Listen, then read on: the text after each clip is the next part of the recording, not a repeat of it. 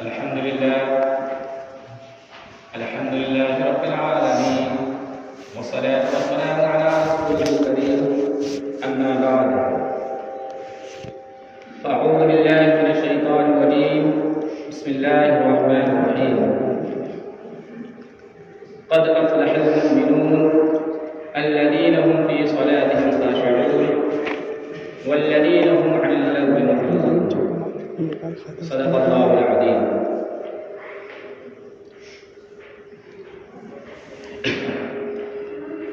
محترم بزرگوں، دوستوں اور میرے پیارے ساتھیوں، اللہ تبارک تعالیٰ کا احسان و کرم ہے کہ اللہ تبارک تعالیٰ نے ہم تمام لوگوں کو انسان بنایا.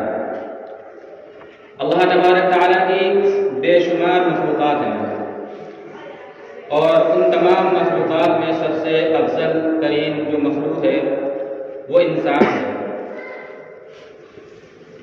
اسی بنا پر ہم لوگوں کو اللہ کا شکر گزار بننا چاہیے کہ اللہ تبارک تعالیٰ نے ہمیں اشرف المخلوقات میں شامل کیا ہے، اور اسی کے ساتھ ساتھ اس بات پر بھی شکر گزار بننا چاہیے کہ اللہ تبارک تعالیٰ نے ہم لوگوں کو امت محمدیہ صلی اللہ علیہ وسلم میں پیدا فرمایا.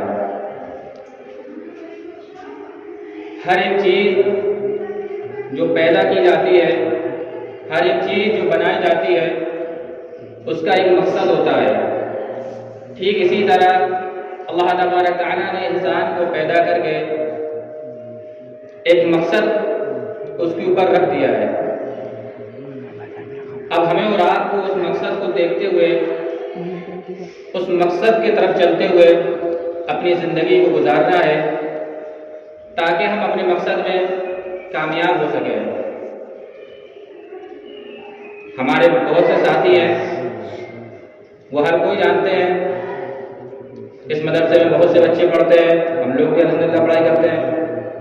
تو ہم لوگ ایک مقصد لے کر اس مدرسے میں، اس ادارے کے اندر آئے ہیں. وہ مقصد جب تک ہماری نظروں کے سامنے رہتا ہے تب تک ہم لوگوں کو اس کام کے کرنے میں دلچسپی اور لگن ہوتی ہے.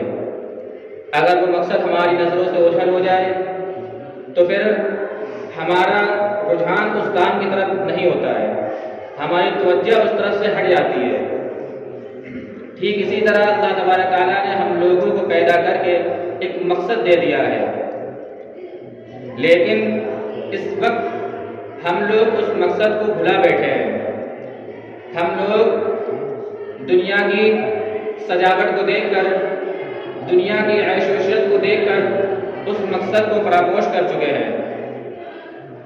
اسی وجہ ہے، یہی ایک وجہ بنتی ہے کہ جس کی وجہ سے ہم رب کائنات کو بھلا بیٹھے ہیں.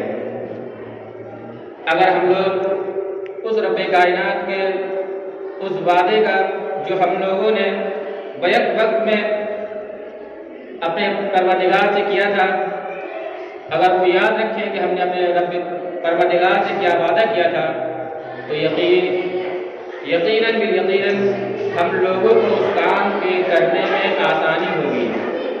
ہم لوگوں کو اپنے اس مقصد کی طرف چلتے ہوئے آسانیاں ہوں گی.